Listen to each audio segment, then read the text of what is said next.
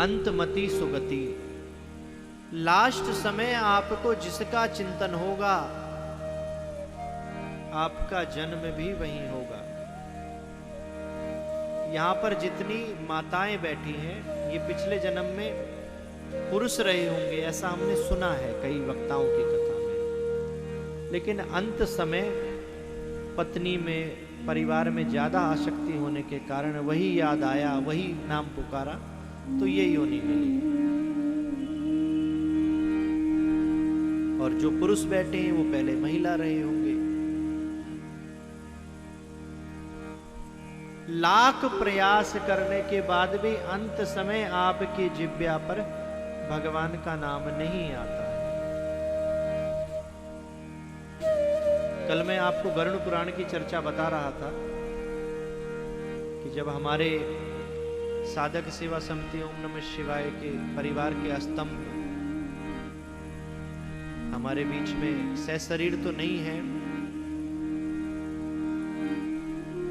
गुरुदेव के हृदय में वास करने वाले श्री जय भगवान शर्मा जी, मुझे उनके नाम के आगे स्वर्गीय वर्गीय लगाना अच्छा नहीं लगता। स्वर्ग में तो वो जाता है जिसके पुण्य क्षीण होने होते हैं, नरक में वो जाता है जिसके पाप क्षीण होने होते हैं। कल इंद्रेश जी महाराज ने वक्तव्य में सुनाया कि स्वर्ग और नरक में जाना कोई समस्या का हल नहीं है। जनसंख्या क्यों बढ़ रही है, कितना सरल समझाया महाराज जी ने कि बार बार स्वर्ग में जा रहे हैं, पुण्य खत्म हुए यहीं आ गए, बढ़ गई जनसंख्या। बार बार नरक में जा रहे हैं, पाप खत्म हुए फिर आ गए, फिर बढ़ गई जनसंख्या। अरे जाना है तो वहां जाओ ना जहां से आए हो। जिस परम पिता परमेश्वर के अंश हो उसके श्री चरणों में आप जाओ। तो जब लास्ट के कुछ दिनों में पीड़ा बहुत बढ़ गई, मुझे सौभाग्य मिला अंत समय उनके संग रहने का। जितनी वेदना बढ़ी कोई शब्दों से वर्णन नहीं कर सकता उसका, और ना कोई उसे बांट सकता। लेकिन जितनी बार भी आह निकलती, जितनी बार भी चीख निकलती, या तो राम या तो शिव, या तो राम या तो शिव पुकारते ही रहते।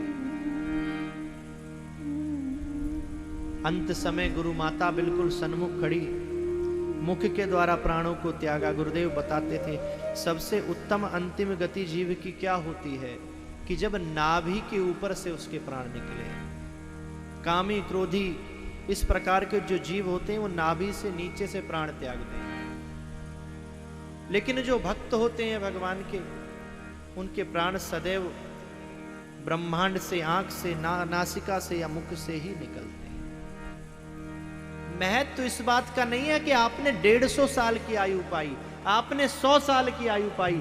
महत्व तो इस बात की है कि आपने जितने वर्ष की आयु पाई उसमें आपने कमाया क्या, उसमें आपने किया क्या, आप छोड़कर क्या गए, आप अपने साथ क्या लेकर गए। 7 तारीख को भी और आज भी पूरा परिवार दिल्ली गाजियाबाद से यहाँ आया। आज भी सब बैठे हैं, दोनों बेटे, पोता पोती सब। कई वर्षों तक तो आदमी इस शोक में डूबा रहता है कि भाई भगवान ने हमारे साथ ऐसा क्यों कर दिया, हम भगवान का नाम ही नहीं लेंगे।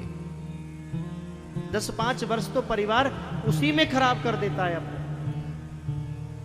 लेकिन कितना कुछ वो छोड़ के गए। असली पैसा कौड़ी कोई भी कमा सकता है, करोड़ों लाखों, पर असली जय भगवान शर्मा जी के धन संपदा को देखना है तो आप देखो, यहां पर बैठकर कथा भी सुन रहे हैं, विशेष सहयोग आयोजन में भी कर रहे हैं। और जब से शरीर पूरा हुआ, तीनों में से एक बेटे का फोन नित्य मेरे पास आता है, क्योंकि कभी 3 दिन से ज्यादा का समय ऐसा नहीं होता था कि उनका फोन मेरे पास ना आता हो या मेरा उनके पास ना जाता। तो असली धन तो ये है कि आप क्या छोड़ के गए। स्वामी विवेकानंद जी की चर्चा हम रोज करते हैं। 100-200 साल की आयु नहीं थी, 40 साल की भी आयु नहीं पकड़ पाए थे, ब्रह्मलीन हो गए थे।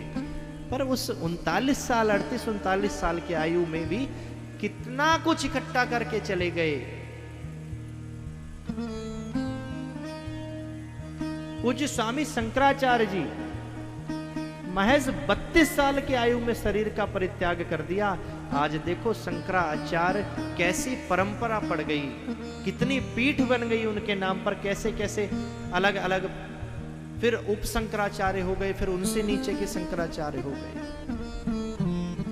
तो भक्तों 100-200 साल मत जियो, 50 साल जियो, जितनी आयु भगवान ने दी है, स्वस्थ एकदम चलते फिरते, पर उसमें कुछ ऐसा करके चले जाओ कि जो जीते जी तो आपकी चर्चा लोग करें ही करें, पर आपके जाने के बाद लोग आपको याद करें।